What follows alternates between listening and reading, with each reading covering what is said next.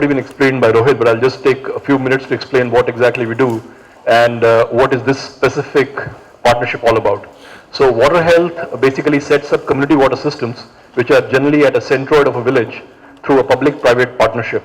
So what we basically do is take land, water, electricity from the community, get funding from some sources, maybe it's a social sector investment or a debt or equity or even donation from a potential donor, set the plant up, run it from the concession term which could last between 15 to 20 years and then hand the plant over back to the community as a sustainable business model. So that's a model working not only in India and the SAARC region but also Western Africa and possibly in East Africa shortly. So that's the business model. Now, there are four key issues in this, and before I go into that, I think I just want to explain one concept which this audience will probably appreciate. The whole world is moving from a centralized to a decentralized model.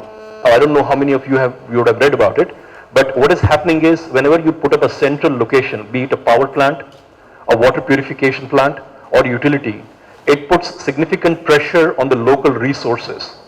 And therefore, worldwide, there is a very tangible and a decisive move towards decentralizing these issues so that the stress on a single location or the fact that the entire network is dependent on one single source is minimized, and it's a risk mitigation plan for most utilities and most power plants and the water purification utilities. So Water Health, therefore, to that extent is following the decentralized model, and you will see going forward this being the order of the day in many areas and many sectors. So to that extent, this becomes more relevant, and I'll talk about it, what exactly I mean by that. So the decentralized model is what Water Health drives, and so do so many other industries, as I explained.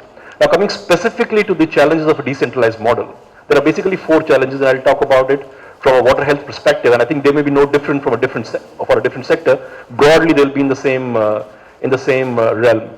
So the first challenge is that if you have a decentralized model, you need to have a large workforce to collect cash and ensure that this gets collected on an ongoing basis through a very rigorous process. That's the first challenge. The second challenge is once you do retain or acquire a workforce of such large magnitude, you have to ensure that they stay engaged, because it's a very torturous job where you have to travel significantly, almost 200 to 300 kilometers without any respite, and ensure that you cover all the locations with a lot of rigor.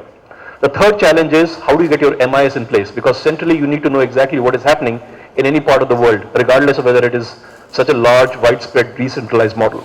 And the last but not the least is something which most companies follow, including telecom companies, is known as revenue assurance.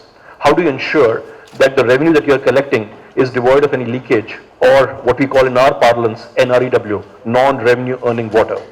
So these are the four challenges that our company or other decentralized business models are facing. So with this particular tie-up, as was explained by Rohit, what happens is that the first thing is that you do need a workforce, but not so large. The workforce can be far smaller than what we have currently. The workforce does not need to travel as extensively as they do currently. In fact, most of the times I listen to the sob story of my finance group of saying that so many people have quit or they're not feeling well, and some of them are suffering, unfortunately, with sunstroke, given the rigorous nature of the collection. So that hopefully should get addressed with this considerably. The third area is the MIS, or the Management Information System. And last 3 years we have been using Power Jyoti as an application for our decentralized business. It's a decent product. The problems are as follows. The first problem is that the transaction cost is very high. The second problem is because each clerk at the local branch is not conversant with this product, you have to first run an induction module for that person. The third problem is that even though you do it, the time required for you to get a very rigorous and a timely report from the SBI is not reliable. So these are some of the problems there. This solution obviously addresses that third particular problem, as I indicated. And last but not the least is the revenue leakage or revenue assurance process. I think this, coupled with the real-time information and our own field force in the marketplace, should be able to minimize our non-revenue earning water to negligible levels. So these are the reasons or the problems statements as we are facing in our business, and how this solution comes and addresses that. And last but not the least, Vodafone is one of the large companies, and since that was said earlier by Rohit, since they have a footprint in Africa, who knows, this may go across continents. Thank you very much.